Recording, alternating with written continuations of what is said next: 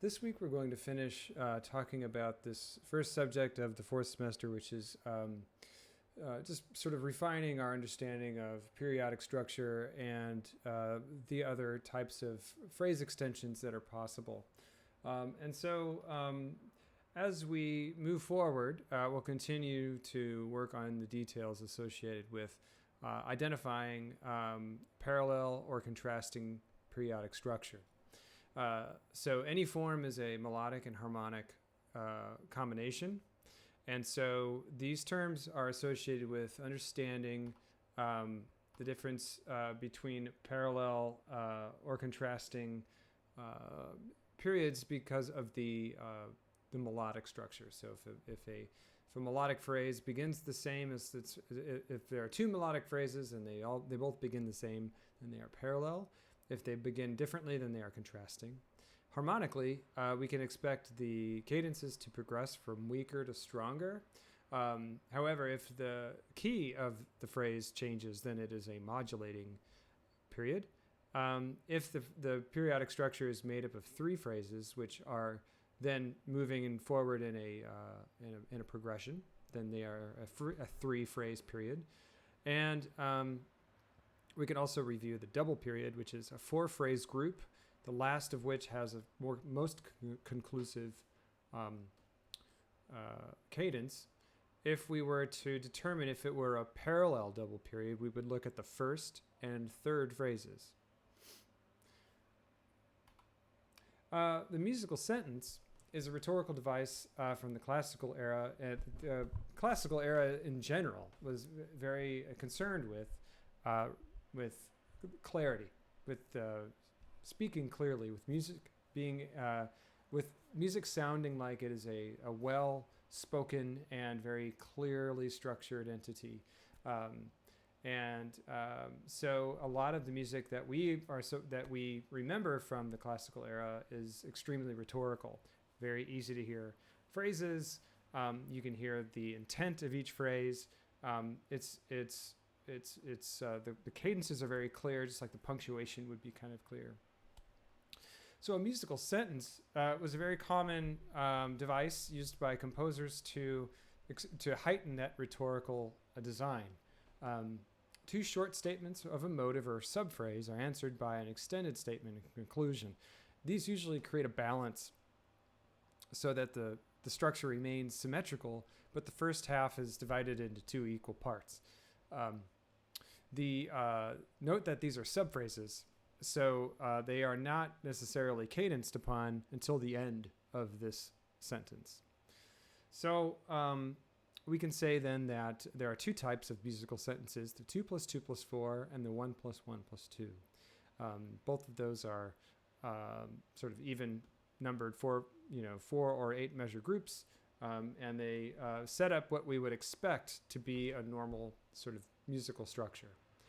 The first two statements are often subphrases, and they don't have a proper cadence. So the sentence is not a periodic structure. It can be the first or second phrase of a periodic structure, but it's not unto itself one. The first two statements do rely upon the conclusion for closure, and so they are all sort of linked as one larger phrase. Let's look at an example. I'll play it first, and then I'll talk through it.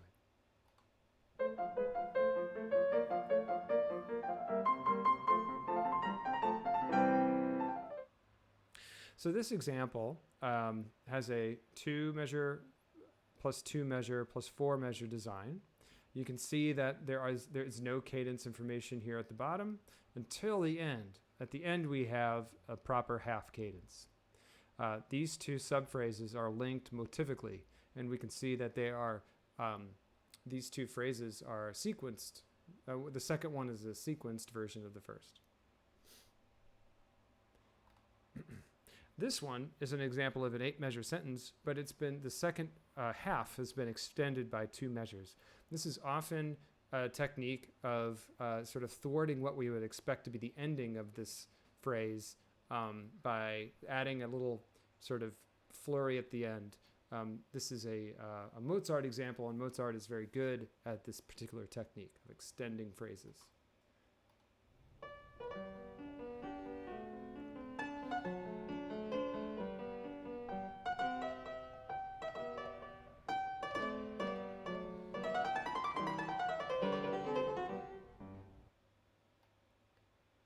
play that again.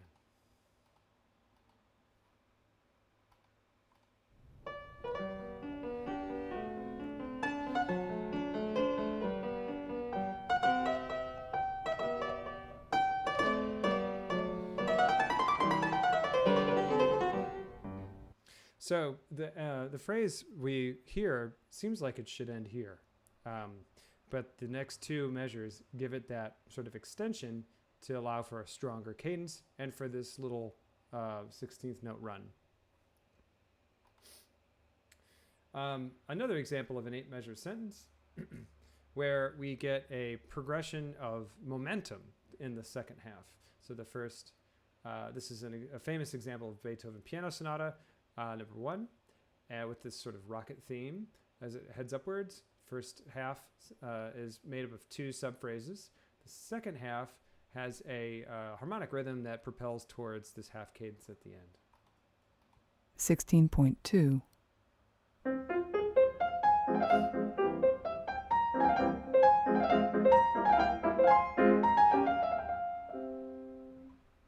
So these designs are very common and a part of many composers' styles. Here's another example of that. 1 + 1 + 2 measures. 16.3 A.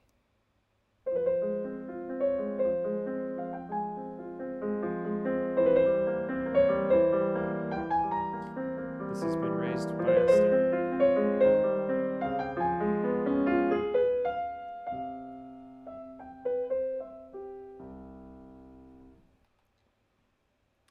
So as I've stated, these are just multiple examples of this kind of technique.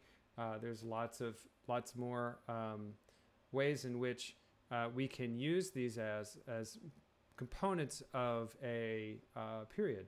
So this is a great example of 2 sentence structures as they are combined into an actual a parallel period. I'll play this one. 16.4.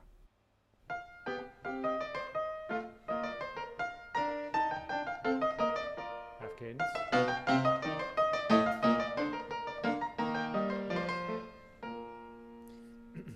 So these 2 phrases sort of mirror each other in that they are sequenced and they round out a periodic structure.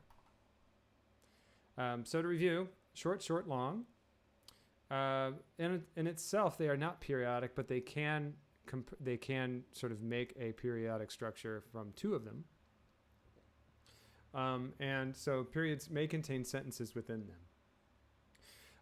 Other phrase extension technique styles are the phrase elision.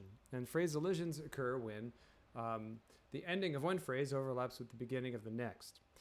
It sometimes changes the hypermetric interpretation of the measure, where and we can talk about hypermeter a little bit later in the term,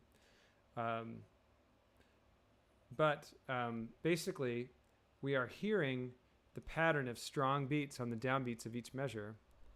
I don't know if I have a actual playback of this. Let me look around here. Sorry, doesn't look like I do, but we can hear.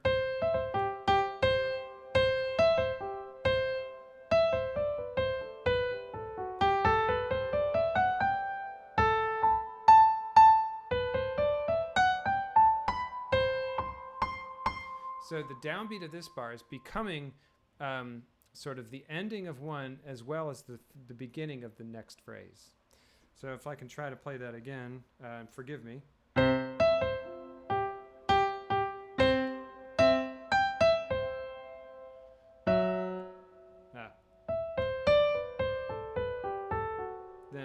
So it should end here, but it takes off to begin the beginning of the next one, and off it goes. So it's a sort of a change or a shift of momentum. So we can also find cadential extensions that expand at the end of a phrase that are sometimes elided, meaning that the cadence begins, the cadence that ends the phrase is also the beginning of the next idea. Codetas are short codas that basically extend the cadence.